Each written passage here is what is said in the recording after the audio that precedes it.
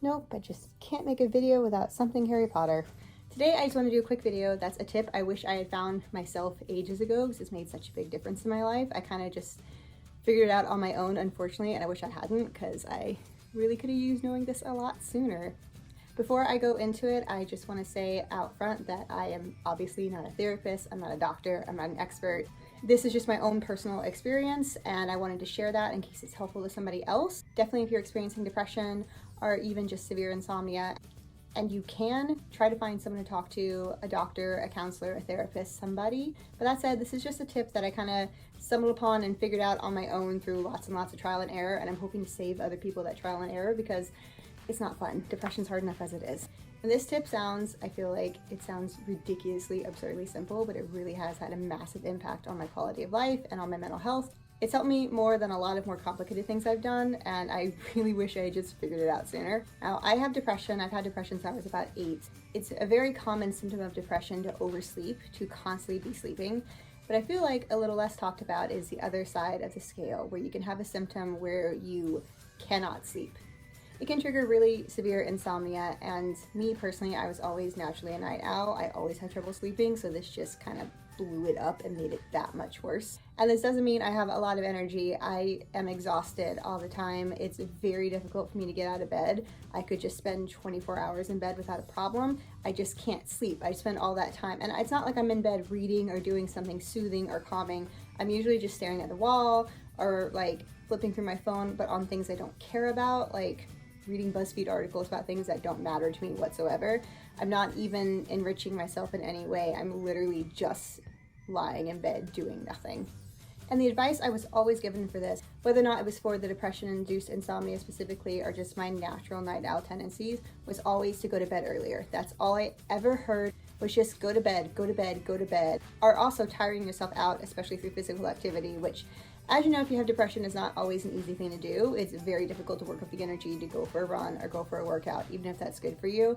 But I feel like getting enough sleep can actually make something like working out more possible because you might have the energy to move your body a little bit. Because depression really saps your energy, and then if you're not sleeping, that's also just gonna make it that much harder to do anything that's going to be good for you. So what I found out actually works for me, and this is, it's not fun, it's not enjoyable, it sucks, honestly, but it's just ripping off the Band-Aid and getting up early without going to bed early first. I won't even do a gradual wake-up process, which you totally can if that might work better for you, but I wouldn't slowly build up to the time I want to get up. I'll just immediately start getting up at the time that I'm wanting to get up. I will really try to force myself out of bed. And there's a few things I do to help with this because it's not easy. Like, obviously, I still have that depression desire to just stay in bed on top of being actually very physically tired from not having slept much the night before. And I'll do a whole video on a morning routine to help you actually get out of bed later. Just some like very quick tips can be like putting your alarm somewhere where you have to get out of bed to turn off the alarm. Even, you know, stripping your sheets when you get off or immediately making your bed as soon as you get out of bed so that you're less compelled to get back inside. Jumping right in the shower. Like me, I hate going back to bed with wet hair. It's just, even when I'm depressed, that can get hard for me because I also have sensory issues from it and it just overwhelms me. Like I said, there's going to be more tips upcoming for how to do that, and when I do a video on that, I'll link that in the description below so you can check it out here if you're rewatching this video. And very often when I'm first starting this, I'll end up hitting the snooze for half an hour or 45 minutes, and I'll end up not getting out of bed until, like say if I'm trying to get up at 6:30, I may not actually get out of bed until 7 or 7:30, but that's still so much earlier than 1 or 2 in the afternoon, which is what often happens otherwise. And again, I won't be sleeping, I'll just be lying in bed, sometimes dozing off, and normally just literally doing nothing. And it's not fun. Like I said, I sometimes have to restart this, especially if I've gone through a really stressful situation or the depression's really acting up, or I've just been neglecting my self-care for whatever reason. Like right now, it's like my second day trying to get up early. I'm in that restarting phase, and it's not cool. Like pretty much for the first week, I'm very much resigned to being tired and a little sluggish and just kind of off. I might even be a little more anxious because I'm just already feeling a little dizzy and sick. But it's been literally the only thing that's ever worked for me. Because after a few days of doing this, my body will demand falling asleep earlier. Like I will actually want to go to bed at an earlier time, and I'll be so worn out by that point that it won't take me that long to fall asleep, and I won't get caught in that just staring at the wall spiraling cycle, which is what tends to happen when I go to bed really early. And obviously that's really not a healthy cycle to be in if you're already depressed. You don't want to be doing that. And I've tried before. I've spent months and months and months trying to go to bed earlier, and I've tried to do everything I can to make the bedtime routine nice, to make it appealing. I try so hard, but every time I would do it, I would just get more stressed out.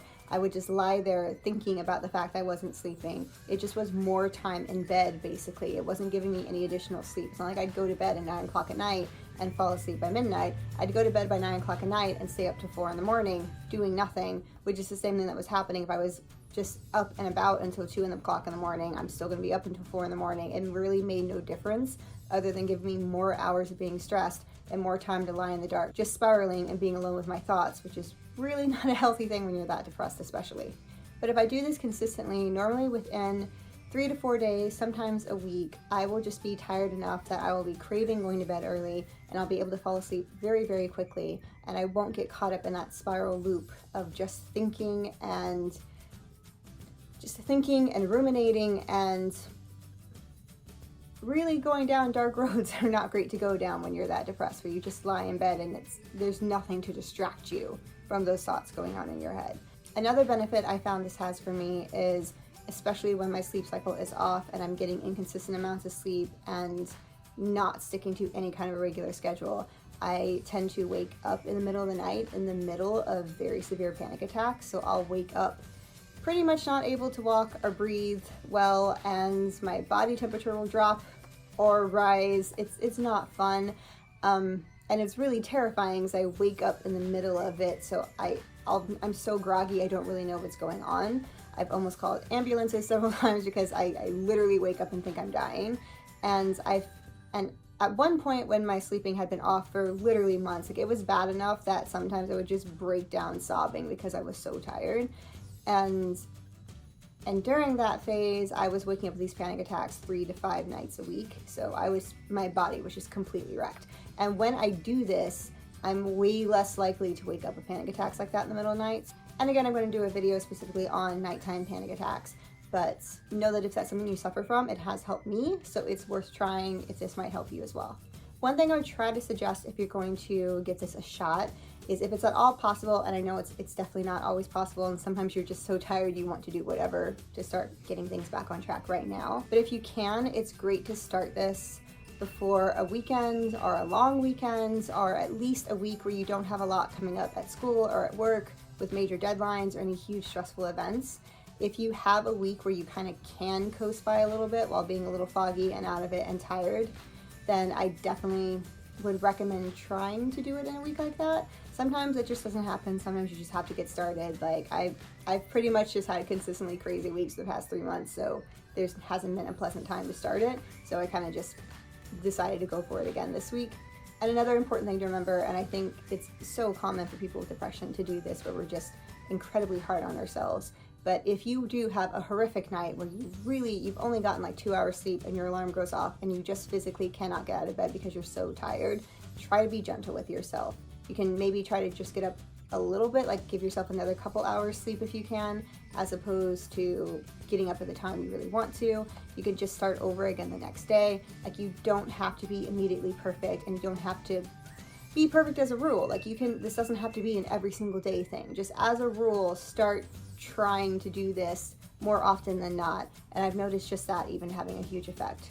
I definitely do better if I consistently get up early every day, because my body just gets used to that. It becomes kind of normal and kind of habitual. And I feel like you can almost trick, especially a depressed mind, into that. You can kind of, so much of depression just feels like coasting to me. So if you can start tricking your body into doing these healthy habits in a way that you don't have to think about it, it's a little bit easier, I feel, for the depression to not sabotage it as much, because it's just kind of used to coasting along.